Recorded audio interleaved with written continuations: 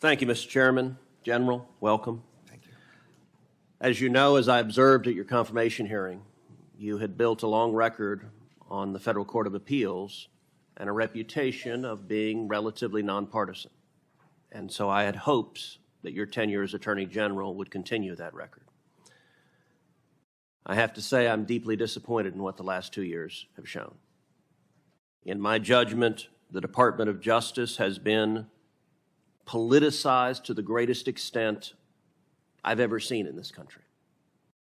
And it has done a discredit to the Department of Justice, to the FBI, and to the administration of law in this country.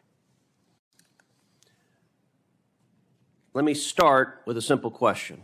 General Garland, is it a federal crime to protest outside of a judge's home with the intent of influencing that judge as to a pending case? The answer to that is yes, but I also want to at least respond to your characterization of the department, which Sure. I vigorously disagree with. I believe the men and women of the department pursue their work every single day in a nonpartisan and an appropriate General way. Garland, there are thousands of men and women who do that. And I'll tell you, I hear from prosecutors at the Department of Justice. I hear from agents at the FBI who are angry that it is treated as the enforcement arm for the DNC instead of upholding the law in a fair and even-handed manner. So you are right. There are thousands of men and women that are doing the job, but it is the political leadership that you're responsible for. So you just said, yes, it's a crime to protest at the home of a judge. Same goes for jurors, by the way, with the intent of influencing a case. But in the wake of the leak of the Dobbs decision, when rioters descended on the homes of 6 Supreme Court justices, night after night after night, you did nothing. The department did nothing. When extremist groups like Ruth Sent Us and Jane's Revenge openly organized campaigns of harassment at the homes of justices, you sat on your hands. When these same groups posted online information about where the justices worship, or their home addresses, or where their kids went to school, you again sat on your hands and did nothing.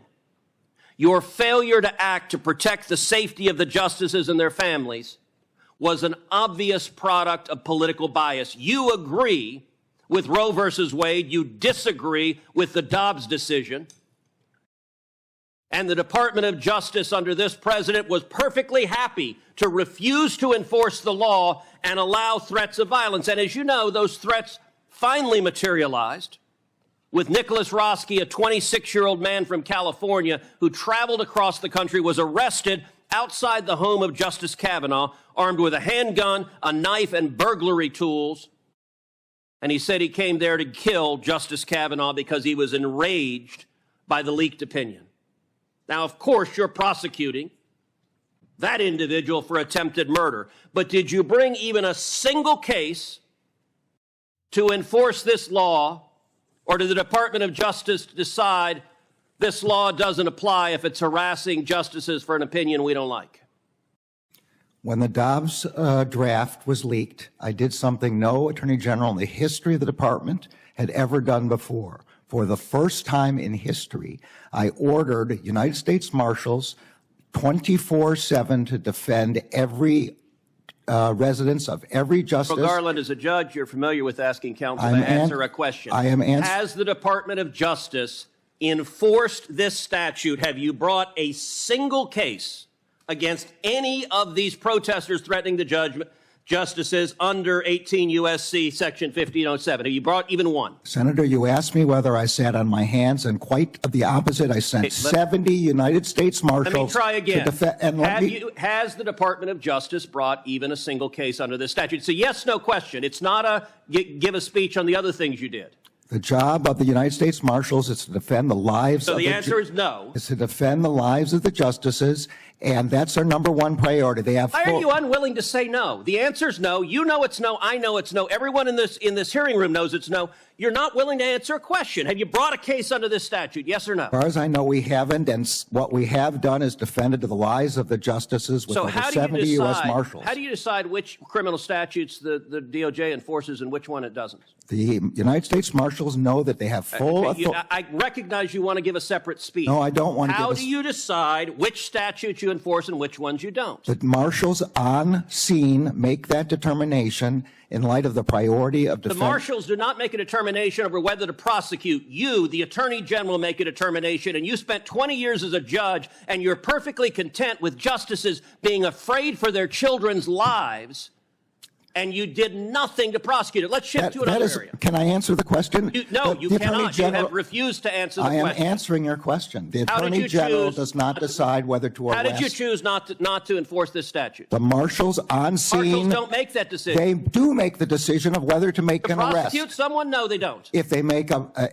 Marshals do not have prosecution. If they make an arrest, All right, then it goes to the let's change marshals. topics because our time is limited.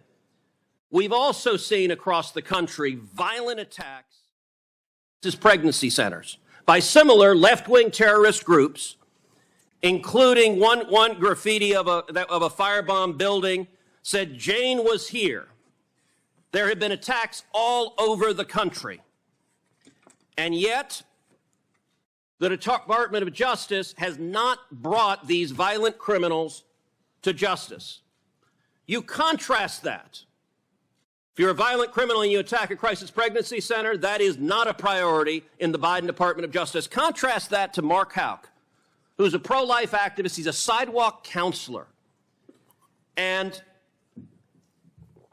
he had an altercation with someone who allegedly interfered with his son's personal space and threatened his son, and he pushed him. Now, in an ordinary world, pushing someone would be maybe a simple misdemeanor assault, but not under the Biden Department of Justice. If you're a pro-life activist, what can you expect? Well, in this instance, according to Mr. Houck's wife, 24 agents clad in body armor and ballistic helmets and shields and a battering ram showed up at his house pointing rifles at his family.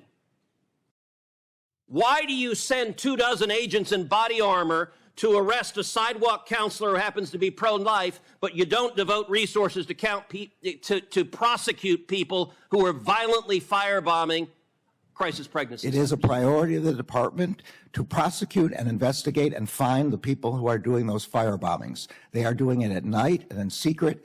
And we have found one group which we did prosecute. You found one. How many have there been? How many attacks? There have been a lot. And if you have any information specifically as to who those people are, we would be glad. We would be glad to have that. Did you personally authorize 20 agents going to Mr. Houck's house? And he offered to turn himself in through counsel, but you didn't want that. The Department of Justice wanted to make a show of it. Did you personally authorize it? And do you want to apologize to Mrs. Houck and her 7 children for being terrorized? The decisions about how to do that are made at the level of the FBI agents on scene. Did you know about it? I did not know about it until the way you're describing it. And my understanding is the FBI disagrees with that description. Was it a mistake? Senator's time has expired. I'm going to allow the witness to respond to any of the questions that were asked. Was it a mistake? I'm going to chair the committee, Senator. I'm sorry you're not. You said you'd allow him to respond. I've repeated the question I asked, which is, was it a mistake to send 20 agents to arrest him at the crack of dawn? You had your time and more You just than said you're going to allow him to respond. You just said, I'm going to allow him to respond to the question, so I repeated the question. Was it a mistake? You That asked was the pending questions question. you want to ask, I'll ask the questions I want. That's the question I had already asked. Well, You just said you'd let him respond. I'm going to let him respond right Good. now. Please don't interrupt him. Thank you.